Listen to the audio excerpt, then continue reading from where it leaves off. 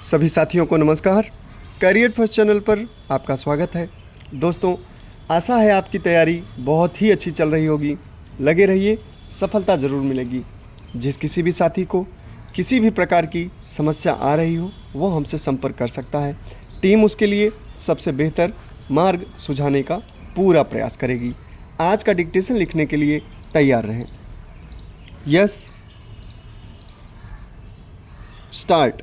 न्यायिक सक्रियता को संवैधानिक आधार प्रदान करने वाले उच्चतम न्यायालय के पूर्व मुख्य न्यायाधीश P.N. भगवती के अनुसार सरकार के प्रत्येक अंग को अपनी शक्तियों की सीमाओं में रहकर कार्य करना चाहिए तथा कानून अथवा संविधान द्वारा उन पर आरोपित दायित्वों को पूरा करना चाहिए। लेकिन आरंभ में समस्या यह थी कि न्यायालय किस तरह कार्यपालिका के क्षेत्र में प्रवेश करके समाज में हो रहे अन्याय तथा शोषण को रोक सकती है और उन दशाओं को उत्पन्न कर सकती है जो व्यक्ति और समाज के विकास के लिए आवश्यक है। इन समस्याओं में जो सबसे अहम समस्या न्यायालय के सामने थी वह यह कि न्यायालय में केवल वही व्यक्ति मुकदमा कर सकता जिसके वैधानिक अधिकारों का उल्लंघन हुआ हो, और दूसरा यह कि न्यायालय किसी भी अवैधानिकता के खिलाफ तब तक संज्ञान नहीं लेगा जब तक कि वह मामला औपचारिक रूप से उसके सामने न आए।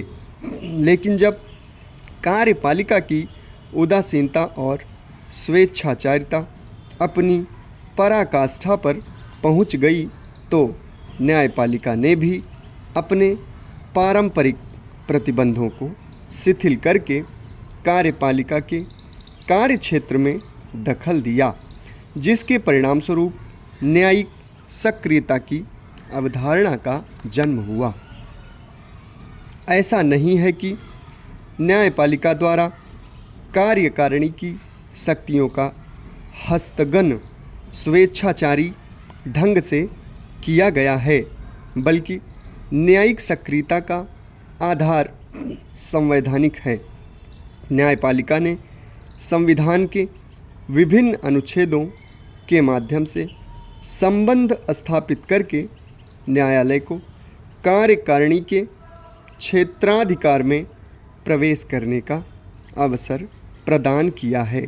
न्यायालय ने इस दृष्टिकोण का प्रतिपादन किया कि यदि कार्यपालिका संविधान के अनुच्छेद 14, 19, 21, 32 तथा 34A द्वारा तय किए गए अधिकारों और सिद्धांतों को कार्यान्वित नहीं करती है तो संविधान का संरक्षक होने के नाते न्यायपालिका का यह दायित्व और अधिकार है कि वह कार्यकारिणी को आवश्यक निर्देश दें।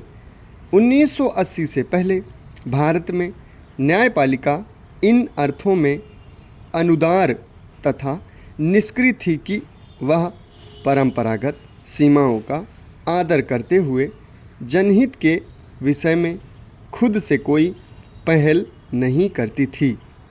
वह केवल उन मामलों पर ही विचार करती थी जो प्रभावित पक्ष के द्वारा उसके सामने लाए जाते थे।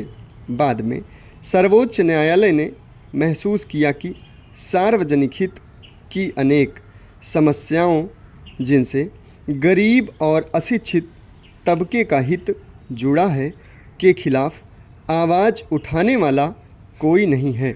इसलिए ऐसे लोगों के साथ हो रहे अत्याचार और अन्याय के निराकरण के लिए न्यायपालिका ने जनहित के वादों को मान्यता देकर सामाजिक न्याय स्थापित करने में सक्रिय भूमिका अदा की है।